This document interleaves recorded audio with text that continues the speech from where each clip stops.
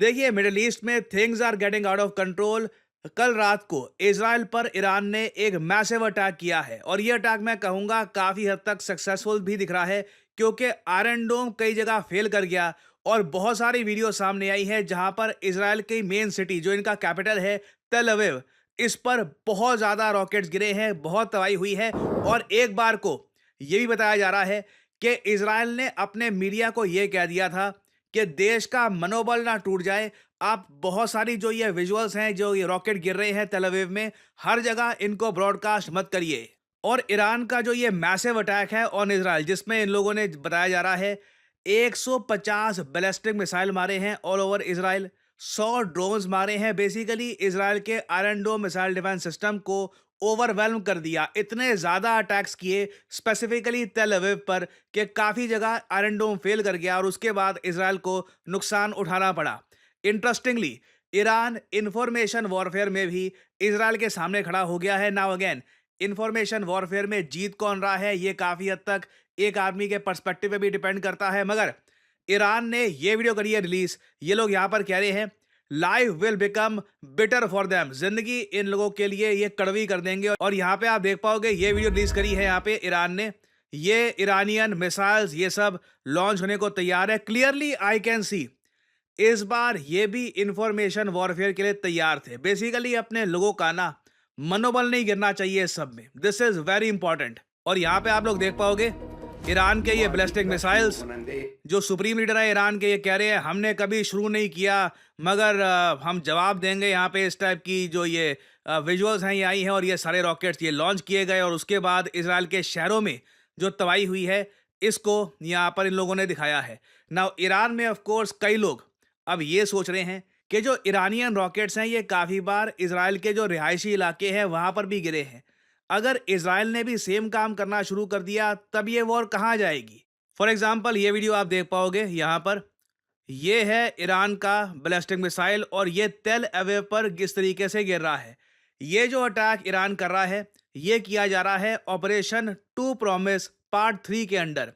जो इसराइल का ऑपरेशन है अगेंस्ट ईरान ये है राइजिंग लाइन, और जो ईरान का ऑपरेशन है अगेंस्ट इसराइल अभी के लिए ये है ऑपरेशन टू प्रॉमिस 3। और अगर आप सोच रहे हैं कि ईरान को इस बार इतनी सफलता कैसे मिली है, क्योंकि आप देखोगे काफी जगह जो ये मिसाइल है ईरान के, ये इजराइल में ऐसे गिरे आराम से जैसे ऑपरेशन सिंदूर के दौरान इंडिया मिसाइल बरसा रहा था पाकिस्तान पर। कोई एयर डिफेंस सिस्टम लग नहीं रहा था कि काम कर रहा है, बट इस केस में 150 मिसाइल जो ईरान ने बरसाए थे उनमें से कई मिसाइल्स इसराइल ने इंटरसेप्ट कर तो दिए, बट कहीं ना कहीं चूक हुई है। आयरन डोम और इवन एरो 3 ये इतना अच्छा परफॉर्म इस बार नहीं कर पाए और इस वजह से ऐसे विजुअल्स बहुत सारे सामने आए हैं। और ईरान की तरफ से बताया जा रहा है कि इन लोगों ने अब तक इसराइल का जो फाइनेंशियल सेंटर है तेल अवीव में इसको हिट किया है। जो इजरायली डिफेंस मिनिस्ट्री है उसके आसपास बताया जा रहा है एक मिसाइल गिरा है। ना कितना करीब गिरा है इसके विजुअल्स कंफर्म नहीं है। मिनिस्ट्री ऑफ इकोनॉमी जो है इसराइल की, उसके पास एक मिसाइल गिरा है। इनका एक तेल नॉफ एयरबेस है वहां पर मिसाइल गिरा है। हाइफा सी की कई लोकेशन पे गिरे हैं मिसाइल्स। और अगर आप सोच रहे हैं कि अचानक से ईरान को इतनी सक्सेस कैसे मिली है, तो इसके पीछे एक रीजन ये भी है। ईरान ने इस बार क्या किया बताया जा रहा है, सबमरीन से भी मिसाइल दागे हैं इसराइल की तरफ। इससे इनका जो एयर डिफेंस सिस्टम है ये जेन्युइनली ओवरवेल्म हो गया है। क्लियरली लग रहा है कि ईरान ने ये वाला अटैक बेटर प्लान किया था compare to last time. Operation true promise 2 से ज्यादा बेहतर लग रहा है यहाँ पर टू प्रॉमिस 3। बट ओवरऑल मैं कहूँ ज्यादा डैमेज अभी तक किसने किसका किया है, मैं कहूँगा इसराइल ने अभी भी बहुत ज्यादा डैमेज किया है ईरान का, क्योंकि इसराइल ने लिटरली जो सेंट्रीफ्यूजेस थे ईरान के ये डिस्ट्रॉय कर दिए हैं। इनकी मिलिट्री के टॉप जो जनरल्स थे उनको मार दिया है, जबकि अभी तक इसराइल में कोई इनका टॉप जनरल, कोई मिलिट्री का कोई व्यक्ति मारा गया नहीं है। बताया जा रहा है 60 के आसपास लोग इंजर हुए हैं और 2 लोग मारे गए हैं। बट अगेन ये फिगर्स जैसे आप लोग जानते हैं, कॉन्फ्लिक्ट जैसे जैसे आगे बढ़ती है बदलती भी रहती है। और कई लोगों ने वैसे एक बात ये भी नोट करी कि भारत के प्रधानमंत्री नरेंद्र मोदी ने ये बात ट्वीट करी है कि मुझे फोन कॉल आई बेंजामिन नेतन्याहू की। बेंजामिन नेतन्याहू ने इनिशियली जो कुछ वर्ल्ड लीडर्स को फोन करके बताया था कि इन लोगों ने अटैक कर दिया ईरान पर, उनमें से एक प्रधानमंत्री नरेंद्र मोदी भी थे। तो इस बात को लेकर पीएम मोदी ने यहाँ पर यह पोस्ट करी कि इन्होंने मुझको ब्रीफ किया कि सिचुएशन कैसे इवॉल्व हो रही है। मैंने इंडिया के कंसर्न्स बताए और एम्फेसाइज किया कि जल्द से जल्द पीस रिस्टोर कर देना चाहिए ताकि स्टेबिलिटी आ जाए रीजन। आप देखोगे पीएम मोदी ने कहीं पर भी ये नहीं लिखा अपनी पोस्ट में कि Israel has the right to defend itself, और इजराइल जो भी यहाँ पर कर रहा है ये डिफेंस में कर रहा है, कुछ नहीं।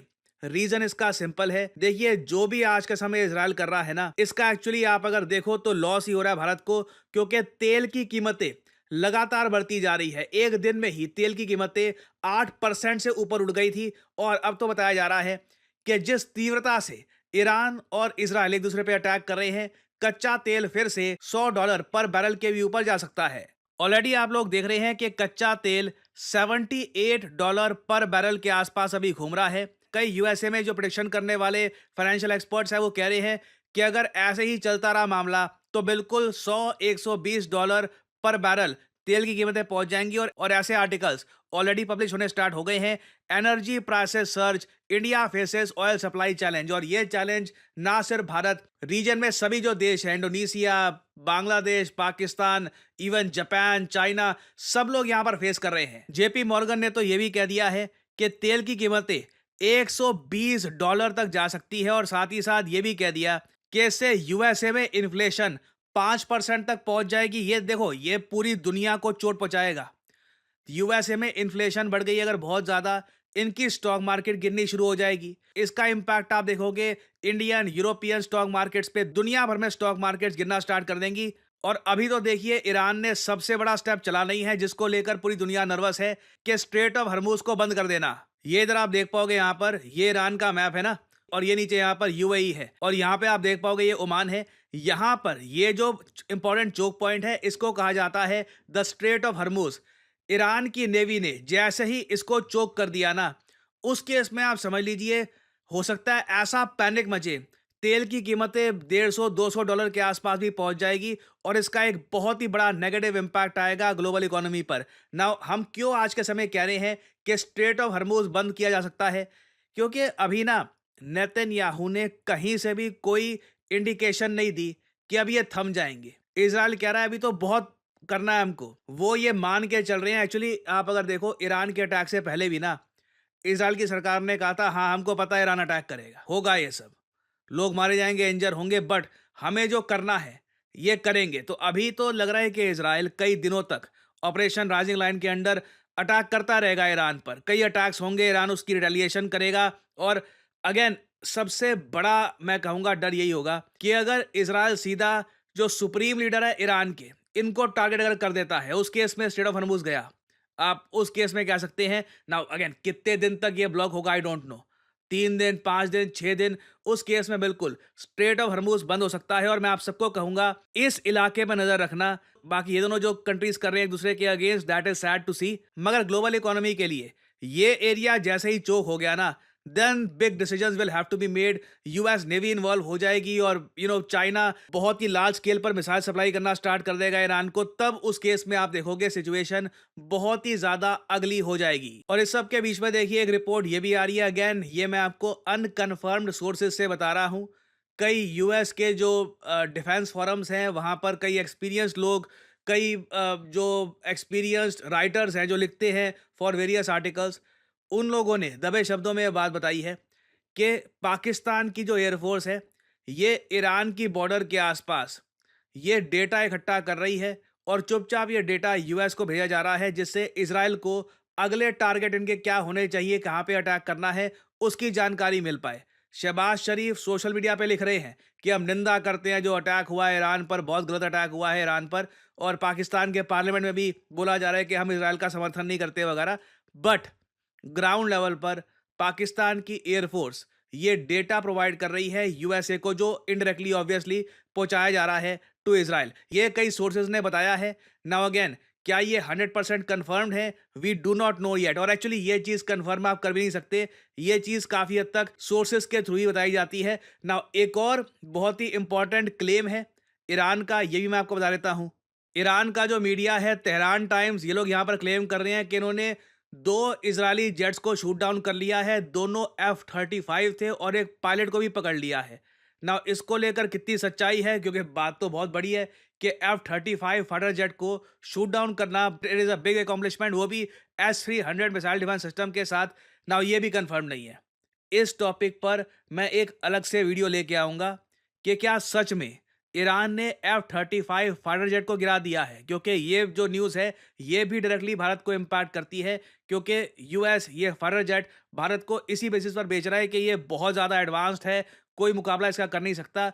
अगर S-300 से ही ये गिर जाता है ना, तो this is a huge story. तो इस पर मैं बहुत ही जल्द कुछ ही घंटों में एक अलग से वीडियो लेके आऊँगा। और फाइनली यहाँ पे आप लोगों से मैं क्वेश्चन पूछूंगा। नतान्ज ये एरिया आज के समय बहुत ही ज़्यादा न्यूज़ में है। यूएन की एजेंसीज ने कंफर्म कर दिया है कि यहाँ पे बड़ा अटैक हुआ था और अब रेडिएशन लीकेज की भी बात यहाँ पर की जा रही है। आपको बताना है कि नतान्ज किस देश में आपको मिलेगा। आज के समय बहुत ही ज़्यादा न्यूज़ में है ये लोकेशन। ये है यहाँ पे आपकी ऑप्शंस: ईरान, पाकिस्तान, इजराइल या फिर यूएसए। कमेंट सेक्शन में करिए उत्तर। जो लोग देंगे सही आंसर उनकी कमेंट को मैं दे दूंगा हार्ट, ताकि बाकी लोग समझ पाएं कि सही उत्तर क्या है।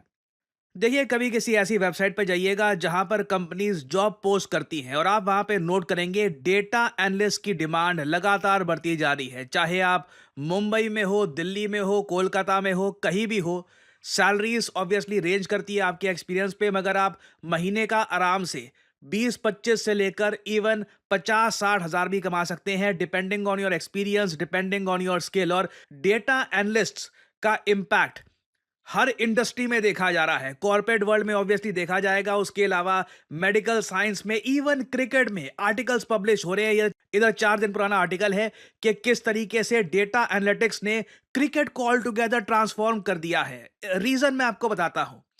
मैं आपको पहली बार दिखाता हूं कि डेटा एनालिस्ट की स्किल अगर किसी के पास आ जाए तो वो डेटा को कैसे प्रेजेंट कर सकता है। एक बार आपके पास डेटा एनालिस्ट की स्किल आ गई तो आप ये सब कुछ बना सकते हैं। आप देख पाओगे कितने खूबसूरत तरीके से आप एक कंपनी का प्रॉफिट, एक कंपनी के किस महीने में कितना रेवेन्यू गया, मार्केट शेयर कितना है, ये डिटेल में बना सकते हैं। अगेन, ये सिर्फ ऐसा नहीं है कि बस आपने ये बस कलर स्कीम चूज करी और डेटा डाल दिया। इसमें फॉर्मूलाज, इसमें किस तरीके से डेटा आप डालोगे, किस तरीके से डेटा आप प्रेजेंट करोगे, सब कुछ मैटर करता है। और कंपनीज आज के समय ऐसे लोगों को पैसा देने के लिए तैयार है जो डेटा उनको इस तरीके से, इस फॉर्म में उनके सामने प्रेजेंट करे, ताकि कंपनीज डिसाइड कर पाए कि फ्यूचर में उनको क्या करना है, फ्यूचर में उनको कहाँ जाना है। करियर 247 का जो डेटा एनालिस्ट कोर्स है, इसकी मदद से ऑलरेडी कई हमारे स्टूडेंट्स ऐसे प्रोजेक्ट्स बनाने के काबिल हो चुके हैं। ये हमारे ही एक स्टूडेंट का आपको मैं